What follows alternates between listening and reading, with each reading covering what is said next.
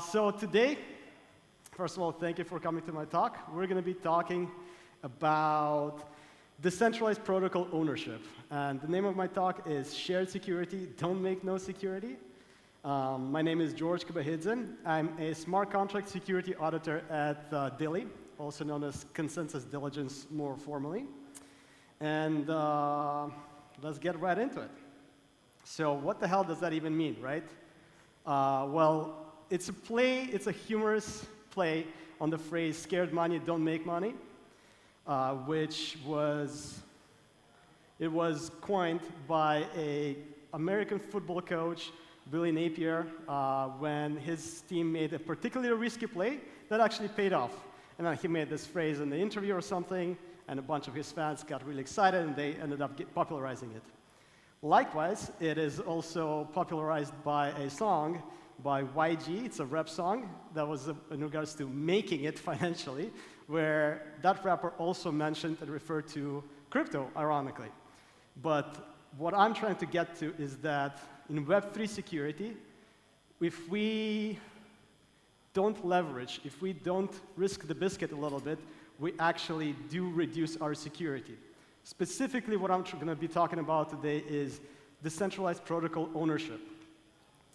And what I mean by that is that this is one of the very unique capabilities of our ecosystem.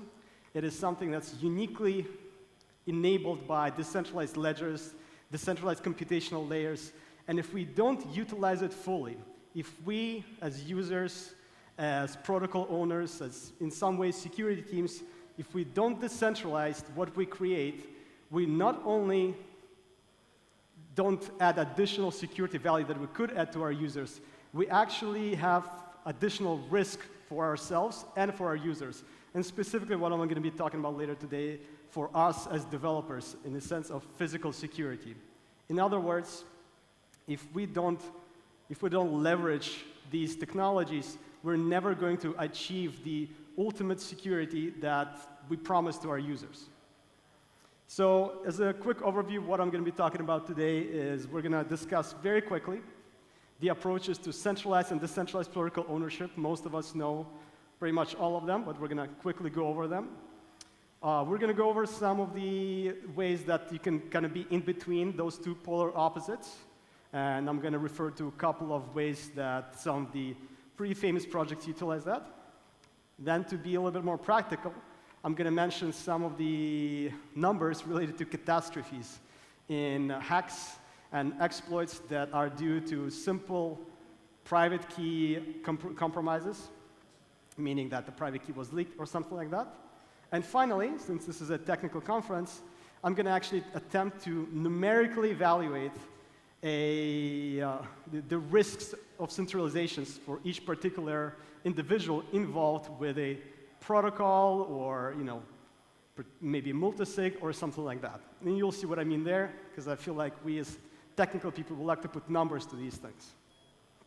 So, centralized versus decentralized. Again, we all know this. Let's start with the centralized ownership, and all the images are thanks to my fellow employee, DALL-E, excuse me. So, what does it mean to have centralized ownership over something in our space? Typically, it's where an entity has admin-like permissions to the system. It's very simple in regards to our audit space, our smart contracts, our logical systems. It's essentially things like where you can put access control over your logical functions, your parameters, your setters. It's things like pausing a protocol, right? Allowing somebody to deposit or withdraw from it through a whitelist that is configurable only by an admin or a singular entity or maybe a singular team. It's things like, at the extreme of it, upgrading the whole contract only by an owner to a whole new set of logic, essentially changing the whole thing that the users have already deposited money into. But it's not only limited to smart contract systems. We can also talk about things like just treasuries, right? Or for individuals, just their cold wallets that sometimes aren't so cold. That is, of course, also a central point of failure. It's a very centralized place where only one user can withdraw that money. And I would also like to point out specifically, and that's, I would say it's kind of like a flavor of the first one, kind of like centralized gatekeepers of systems, such as bridges, right, bridge signers, or in the NFT ecosystem, those kind of like validating servers that can create signatures that would allow some other user to mint an NFT due to that signature, right? Also a very, very famous type of, or used type of a centralized protocol ownership. Overall, I don't want to say that these are bad. These are very, very useful. These are very, very good technologies that can be used to essentially quickly patch the system, quickly change the system, and that's incredibly useful, especially when you're trying to patch against a bug or protect against an attacker. And specifically, it's very quick, which is very, very useful. On the other end of the spectrum, of course, we have decentralized ownerships of protocols, and again, we all know these things. It's things like systems and economics that are put in place in the base layers of systems. Of course, the whole point of networks such as Ethereum or Bitcoin, for example, is that they are run not by a master node that sets the rules up, but by a huge collective of nodes, and all their nodes have some sort of a power attached to them through a verifiable function, right? That is one very good example of where we can see something that's owned decentrally by larger ecosystem as opposed to a few couple entities. But we can also talk about, in our space, for example, in smart contract space, non-upgradable contracts. Contracts that are unstoppable, so to speak, right? Contracts that are unchangeable. Like a good example of that would be some decentralized exchanges, some pools, some AMM pools, right, where you can swap that are unstoppable, like Uniswap V2 is one of those, for example. Very, very useful there, and they're, of course, not owned by a single person. In some ways, you can say they're owned by the network that they run on, for example, like Ethereum. We can go up a little bit, or I guess reduce the centralization a little bit, and we can talk about, in a similar way how I talked about cold wallets that are owned by a singular user, we can talk about high-threshold multisigs as well, where there you literally have many signatories required to move the funds out of a wallet or out of a signatory or something like that. So of course, you have decentralized ownership there as well. And finally, for systems that actually are supposed to change, where you're supposed to change the parameters, we can talk about DAO-controlled or DAO-governed systems, for example, like those that are powered by forks from Compound Governor, very forkable and very often forked system that very much allows for changes, but those changes are done in a very slow way, deliberate way, with plenty of time locks, plenty of checks in between. And what we come up to in the end of this whole thing is that we have systems that are either unable to be changed by design or are very slow to change, but they're also slow to be maliciously attacked. And that's the power of it. That way you can see if something bad is about to happen, that people can react to it. People can activate some emergency functions, some emergency escape hatches, so as to the system is not attacked. And that's, of course, the power of it, right? But just as I said that the centralized ones aren't necessarily all bad, the decentralized ones aren't necessarily all good, because you might be in a different stage for your project. Please don't use a DAO-controlled system for your hackathon later this week in Istanbul. Nobody wants to wait for your hackathon project to be changed by the next month. You need to act quickly. You need to change parameters there so it's not applicable to you. But also, if you have a DeFi protocol that hosts $2 billion in total value locked, nobody wants to see that protocol be protected by a 2 out of 3 multisig. That's awful. Don't do that either. So it's different tools for different types of projects at their different stages. And in fact, going from one to another, you need to start discovering for your project what are some solutions that would help you scale up from being super centralized to being super decentralized. And one of the ways that you can do that is you can actually explicitly hinder your protocol so as it doesn't grow all that much. For example, one of the pretty famous protocols that is not necessarily huge in total value locked, but is quite, well, as I said, famous, is Reflexer. That has one of the most decentralized stablecoins, RAI.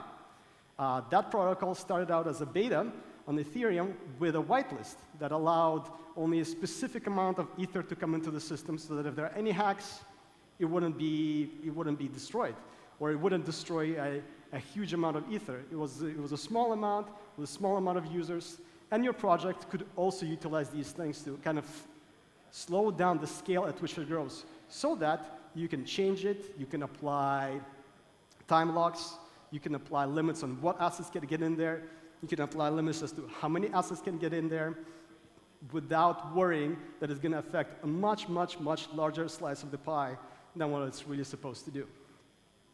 On the other hand, you might have a very successful project, one that hosts billions of dollars that I was talking about before, but it's still meant to be changed, and sometimes it's meant to be changed not in a DAO compound governance kind of way, but in a more emergency type of way. In that case, what you should do is you should carve out very specific, very explicit functionality for these emergency situations that are not mission critical, that are still able to be executed in a quick manner. A couple of examples would be, from a user perspective, Argent with their social recovery. I'm not sure if you folks are aware, but they have a great functionality there where on top of having your own wallet, the one that you can control and move funds out of, they also have a way for a guardian to kind of pull your ownership to another user in case, say, you lose your private key or your phone got lost, and you would like to protect against an attacker. But on the other hand, if they do this, the primary user, if the phone didn't get stolen, can always override this pool and just stop it in its place. And that's the only thing the Guardian can do. Another good example would be something that we just saw last week with the Aave Guardian that prevented a hack on their system where, in a very surgical way, they paused only a couple of markets on Aave v3, and they're also able to do a couple of things like stop malicious AIPs. But the point is, even for a system as large as one of the most popular wallets out there, and one of the biggest lending markets on all of Ethereum, actually not only, right, across many chains, you can still utilize some very specific functionalities where you as a project team can still have influence without having total control over everybody's funds. And that's very powerful. So what kind of I like to look at it as is these two sentences. In the beginning, when you're unsure, when you're changing the system, when you're changing the parameters, minimize the system in the beginning. Change until the cows come home, but don't change so much if you have billions of dollars at stake. And if you do, minimize your impact in the end, because that could bite you back in the end. Why? Well, take a look at some of the centralized catastrophes that happened over just the last 2 years. Actually, in fact, even a little bit less.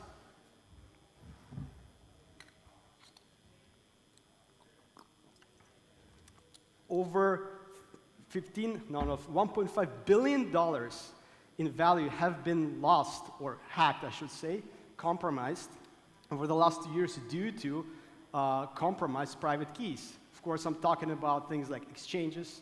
I'm talking about things also like bridges. I'm talking about things like just treasuries, funds, and other DeFi systems. And specifically, we can hone in on the DeFi systems because they're meant to be immutable, they're meant to be decentralized, but they still had a way, they still had a backdoor where hackers were able to siphon out of money. How did that happen?